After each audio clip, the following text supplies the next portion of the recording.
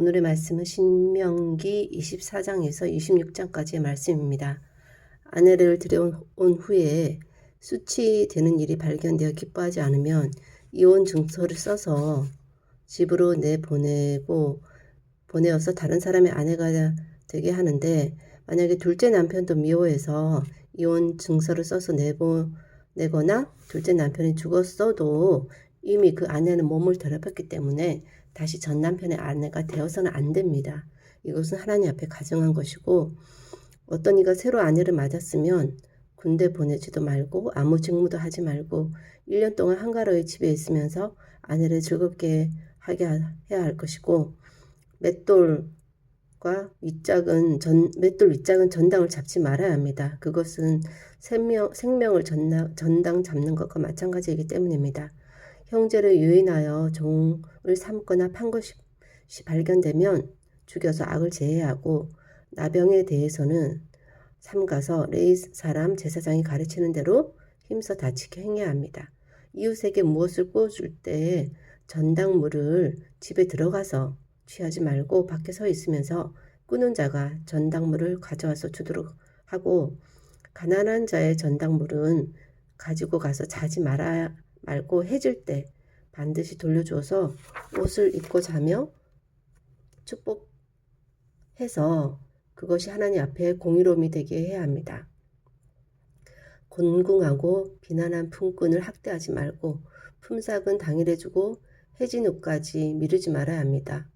왜냐하면 가난한 품삯을 간절히 바라던 그가 하나님께 호소하면 그것이 본인에게 죄가 될 것이기 때문입니다. 각 사람은 자기 죄로 말미암아 죽이지 아버지의 죄로 말미암아 자식들을 죽이거나 자식들의 죄로 말미암아 아버지를 죽여서는 안 됩니다. 고아의 송사를 억울하게 하지 말고 과부의 옷을 전당 잡지 말아야 할 것이고, 밭에서 곡식을 벨 때 한 뭇을 밭에서 잊어버렸으면 다시 가서 가져오지 말고, 감람나무를 떤 후에 가지를 다시 살피지 말고, 포도원에 포도를 딴 후에도 다시 살피지 말고 남겨두어서 나그네 고아 과부를 위해서 남겨두는 것이 하나님께 복이 되는 것입니다. 25장에서는 사람들 사이에 시비 재판이 있을 때 재판장은 공의로 재판을 해야 합니다. 악인에게 태형이 합당하면 죄에 따라서 수를 맞추어 때리게 하는데 40을 넘어서는 안 됩니다. 곡식 떠는 소에게는 망을 씌우지 말아야 하고, 함께 사는 형제 중에 죽고 아들이 없으면 타인에게 시집가지 말고 남편의 형제에게 들어가서 남편의 형제된 의무를 다해야 합니다.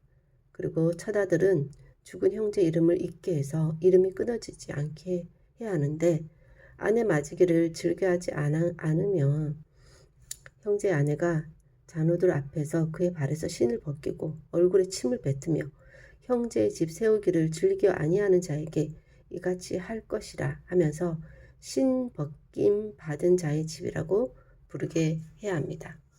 두 사람이 싸울 때 한 사람의 아내가 그 사람의 음낭을 잡으면 여인의 손을 찍어버리고 불쌍히 여겨서는 안 됩니다. 주머니에 두 종류의 저울추, 큰 거 작은 거, 집에 또 큰 것 작은 것 두 대를 두지 말고 온전하고 공정한 저울추 대를 두어야 합니다. 아말렉이 길에서 행한 일을 기억해서 아말렉에 대한 아말렉이 행한 일을 기억하라고 말씀하시고, 또 26장에서는 모든 소산의 만물을 거둔 후에 그것을 광주리에 담고 하나님이 택하신 곳으로 가서 제사장에게 가져가 하나님 제단 앞에 놓고 경배하고 레위인 거류하는 객과 함께 즐거워하고, 셋째 해 11조 드리는 해에는 모든 소산의 11조 내기를 마친 후 레위 사람 객과 과부에게 주어서 성읍 안에서 먹고 배부르게 하라고 하십니다. 하나님이 명령하신 대로 다 행하였으니 복을 주시며 조상들에게 맹세하여 우리에게 주신 젖과 꿀이 흐르는 땅에 복을 내리소서. 이 규례 법도를 행하라고 명령하시니 마음 뜻을 당하여 지켜 행하라. 너는 보배로운 백성이 되게 하시고 모든 민족 위에 뛰어나게 하사 찬송, 명예, 영광을 삼으시고 하나님의 성민이 되게 하리라고 말씀하십니다. 오늘의 말씀은 특별히 사람에 대한 규례, 특히 돌봄이 필요한 자들에 대한 규례들이 주로 나오고 있고, 아내와의 이혼, 또 어떤 사람이 결혼했을 때 또 전당물이나 나병이나 품삯이나 재판 때 형제 의무를 다하는 것, 또 11조를 나누는 것 등에 대해서 나오고 있는데, 하나님께서 명하신 명령은 하나님과 사람에게 예의를 다하는 것입니다. 인격적으로 대우하는 것이고, 크게 비상식적인 것을 하라는 것이 아니라 상식선에서 베풀 수 있는 만큼 적어도 인색하지 않게 하라는 말씀인 것 같습니다. 때로는 하나님이 과하게 요구하실 때도 있겠지만 대부분은 큰 무리가 없지 않나 하는 생각이 듭니다.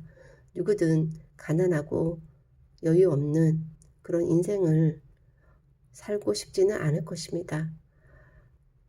언젠가 그러했을 때 또 언제든 그렇게 될 수 있음을 인지하고 내가 그런 상황이 되었을 때 대우받았으면 하는 대로 대우한다면 나중에 또 다른 사람에게 그렇게 내가 또 나의 대우를 받은 사람이 그렇게 다른 사람을 대우할 수 있을 것이라는 생각이 들고, 그것이 선순환으로 되어서 이 사회가 가난하든 부하든 좀 더 모두가 함께 살기 좋은 세상이 되지 않을까 하는 생각이 듭니다. 그 기초를, 그 시작을 하나님께서는 하나님의 은혜를 입은 자가 또 그것을 다른 사람에게 그렇게 함으로 그런 선순환이 계속되어질 수 있도록 하기 위해서 믿는 자를 부르신 것이 아닌가 하는 생각이 듭니다. 하나님께서 원하시는 것은 너무나도 기본적이고 어떤 면에서는 당연하며, 그렇게 하지 않는 사람이 오히려 질타를 받아야 되는 그런 것들로만 하나님께서 우리에게 요구하시는 것인데, 그렇다면 그것조차 하지 못하는 사람이라면 하나님의 은혜를 받을 자격이 되지 않는다 하는 생각이 들고, 어떤 면에서 하나님을 믿든 믿지 않든 대부분의 많은 사람은 그렇게 하지 않을까 하는 생각이 듭니다. 그럼에도 불구하고 특별히 하나님의 선택을 받은 하나님의 자녀라면 마땅히 더 해야 될 것이고, 그렇게 함에 있어서 과하게 억지로 뭔가 생색내기 위한 것이 아니라 받은 것에서 돌려드리는 마음으로 언제든 내가 그 자리에 또 갈 수 있을 수도 있고, 또 내가 그런 자리에 있었던 적도 있기 때문에 그것을 기억하면서 또 다른 나를, 또 다른 상황 가운데 있는 내가 돌본다 하는 심정으로 모든 것을 행한다면 인격적으로 대우하지 않을 수 없을 것입니다. 먼저 나를 귀하게 여기는 마음으로 또 다른 사람도 귀하게 여기면서 모두가 함께 하나님의 뜻을 이루어가는 거룩한 공동체의 일원이 될 수 있도록 내가 먼저 가장 작은 것에서부터 해나가는 은혜의 삶을 오늘도 살아갈 수 있도록 도와주시기를 원하옵고, 모든 말씀 예수님 이름으로 기도하였습니다. 아멘.